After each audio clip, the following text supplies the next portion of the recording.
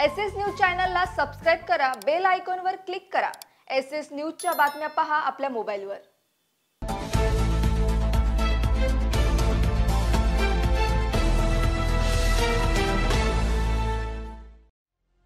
नमस्कार, मी Shilpa Baviskar. SS news मध्ये आपलं स्वागत आहे। चला तर मग जाणून घेऊयात आजच्या महत्त्वाच्या बातम्या।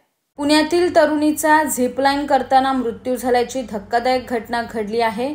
झिपलाईन करताना 30 फूट उंचीवरून कोसळून तरुणीचा मृत्यू झाल्याची घटना भोर तालुक्यात घडली आहे।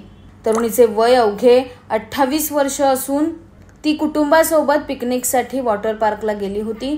तरल अटपाळकर असं मृत्यू झालेल्या तरुणीचे नाव आहे। या प्रकरणी वॉटर पार्क चालक आणि मालकावर सदोष मनुष्यवधाचा गुन्हा दाखल करण्यात आलाय। तरुण अटपाळकर ही तिच्या कुटुंबासह राजगड वॉटर पार्क मध्ये गेली होती। तिथे असलेला झिपलाईन हा खेळ तिच्या जीवावर बेतला। झिपलाईन करण्यासाठी ती 30 फूट उंचीवर गेली।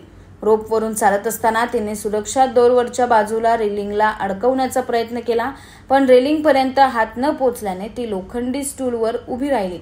मात्र तिचा पाय सटकला आणि ती 30 फूट उंचीवरून खाली कोसळली। यातच तिचा जागीच मृत्यू झालाय। या प्रकरणी वॉटर पार्क चालक आणि मालकावर सदोष मनुष्यवधाचा गुन्हा दाखल करण्याची मागणी केली जात आहे।